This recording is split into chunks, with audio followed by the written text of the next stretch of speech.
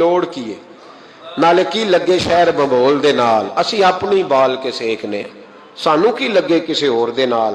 اور اقبال نے اس کی تشریح کی، اقبال کہنے لگے ہوا گو تند و تیز ہے لیکن چراغ اپنا جلا رہا ہے۔ ہوا گو تند و تیز ہے، تیز ہوا میں چراغ نہیں جلتے، ہوا گو تند و تیز ہے لیکن چراغ اپنا جلا رہا ہے۔ وہ مرد درویش حق نے جس کو عطا کیے ہیں انداز خسروانہ، فرماتے ہیں جسے اللہ نے بے نیازی دے دی، لالچ سے دور کر لیا، وہ کسی کی پرواہ، وہ اپنا چراغ جلاتا ہے۔ اپنی مٹی پہ چلنے کا سلیقہ سیکھو، سنگ مرمر پہ چلو گے تو پھسل جاؤ گے۔ وہ بابا بیٹھا ہے تو بادشاہ کہنے لگا اسے بھی بلاؤ، بابے کو بلایا، کہنے لگا تجھے کچھ نہیں چاہیے؟ بابا کہنے لگا چاہیے تو بڑا کچھ، پر تجھ سے نہیں چاہیے۔ کہا کس سے چاہیے؟ فرمایا اس سے چاہیے جو دے کے حساب نہیں پوچھتا، بغیر حساب دیتا ہے، اس سے چاہیے۔ کہنے لگا نہیں، دروازہ کھلا ہے، تو بھی لے لے۔ بابا کہنے لگا میں لے تو لوں پر تو دے کچھ نہیں نہ سکتا۔ بادشاہ کو غصہ آیا، اکڑ تھی، تکبر تھا، کہنے لگا تو کیوں نہیں میں دے سکتا، تو سوال کر۔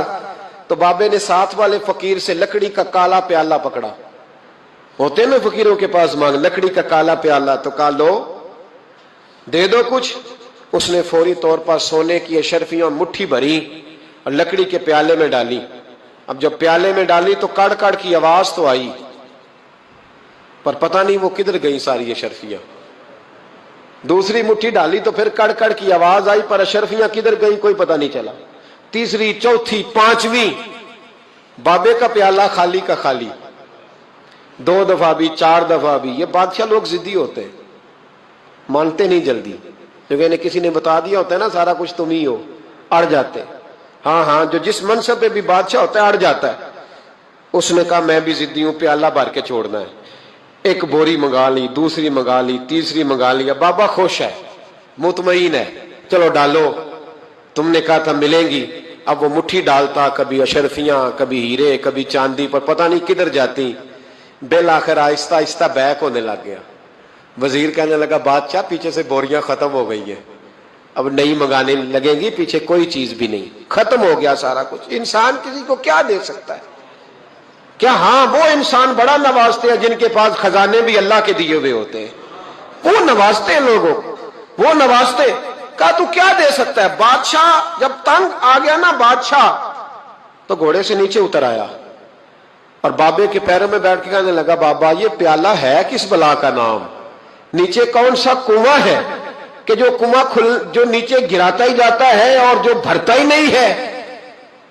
تو اب بادشاہ کا ہاتھ رکا تو بابے نے پیالہ چھوڑ دیا اور بڑا قیمتی لفظ کہا۔ بابا کہنے لگا بادشاہ یہ انسانی خواہشات کا پیالہ ہے، یہ انسان کی خواہشوں کا پیالہ ہے، یہ لالچ کا پیالہ ہے، یہ کبھی بھر سکتا؟ انسان کبھی کہتا ہے یا اللہ اپنا مکان دے دے بڑا راضی ہوں، اسے اپنا مل جاتا ہے، پھر کہتا ہے نہیں سوسائٹی میں ہونا چاہیے، پھر سوسائٹی میں اللہ دیتا ہے تو کہتا ہے 5 مرلے کا چھوٹا ہے۔ اس کے نفس کا پیالہ کبھی بھرتا؟ نبی پاک علیہ السلام نے فرمایا تھا اس خواہش کے پیچھے نہ لگنا جو تمہیں نئی خواہش میں ڈال دے۔ وہ نہیں سمجھ آئی بات کیا، بڑی بات کر دی حضور نے ایک جملے۔ مسند امام احمد بن حنبل میں حدیث ہے، فرمایا اس خواہش کے پیچھے نہ لگنا جو تمہیں ایک نئی خواہش میں ڈال دے، اس کے پیچھے نہ لگنا۔ اور فرمایا اس خواہش کے پیچھے نہ لگنا جو تمہیں بے جا خواہشوں کے پیچھے لگا دے۔ لوگوں کے للے تللے، پریشانیاں، آزمائشیں، لالچ، ہوس، وہ پریشانی وہ اتنی اوڑھ لی ہے لوگوں نے کہ دلوں سے تقوی، روحانیت، عبادت، درد، ذوق، شوق ختم ہو گیا۔ دنیا ہی دنیا بچی ہے، دولت ہی دولت بچی ہے، باقی ہر چیز کو نفس کا سانپ ڈس گیا۔ محدث ابن جوزی رحمۃ اللہ علیہ فرماتے ہیں میرے شہر کا ایک مالدار شخص تھا تو ایک بڑی ناگن خرید کے لایا۔ ناگن سونے کا انڈا دیتی تھی ناگن، پر انڈا سونے کا انڈا دیتی تھی۔ اس کے بال بچوں نے بھی، ایک ہی بیٹا تھا، بیوی تھی، انہوں نے کہا ابا یہ ناگن ہے، اس کا کام دسنا ہے، تو خیال کر۔ کیا کہا تھا حضرت سلطان بہو نے؟ کھارے کھو کدی مٹھے نہیں تھیندے، پاویں سہ منا گڑ پائیے تے سپاں دے پت کدی متھ نہیں تیندے، پاویں چولیاں دودھ پیائیے، اس کی فطرت میں ڈسنا ہے۔ تو یہ ڈسے گی, بات ختم ہو گئی. کہا نہیں, سونے کا انڈا دیتی ہے. رکھ لیا گھر میں. بکری رکھی ہوئی تھی, پالتو بکری. بکری کو ناگر نے ڈس لیا, بکری تڑپ کے مر گئی. بیوی اور بیٹا کہنے لگے خیال کر, بکری کو ڈس لیا نا اس نے کہا بکری کتنے کی؟ کہا 6 دینار کی. سونے کا انڈا کتنے کا؟ کہا 50,000 دینار کا. تو کہنے لگا چھوڑو, انڈا تو مل رہا ہے نا, اگرچہ ناگن ہے, انڈا تو آ رہا ہے نا. کچھ دنوں کے بعد گھر میں گھوڑا رکھا تھا, گھوڑے کو ڈس لیا, تڑپ کے مرا گھوڑا. اس کو پھر سمجھایا بیوی اور بیٹے نے کہ بس کر دے, یہ ناگن ہے, یہ ڈسے گی. اس نے کہا گھوڑا کتنے کا؟ کہا 20 دینار کا. تو انڈا کتنے کا؟ 50,000 دینار کا. تو چھوڑو, گھوڑا مرنے تو نیا لے آئیں گے. اللہ اکبر. ایک نوکر گھر میں رکھا تھا جانوروں کو چارہ ڈالنے کو. اچانک اس نے چارہ جو اٹھایا تو اندر وہ ناگن بیٹھی تھی. اس نے ہاتھ پہ ڈسا, غریب نے چیخیں ماری, چیخیں. پر غریبوں کی چیخیں لوگوں کو سنائی نہیں نہ دیتی. غریبوں کی چیخیں لوگ دروازے بند کر لیتے. لوگوں نے اس لیے کالے شیشے لگائے ہیں کاروں کو کہ غریبوں کی چیخیں نہ دکھائی دے نہ سنائی دے.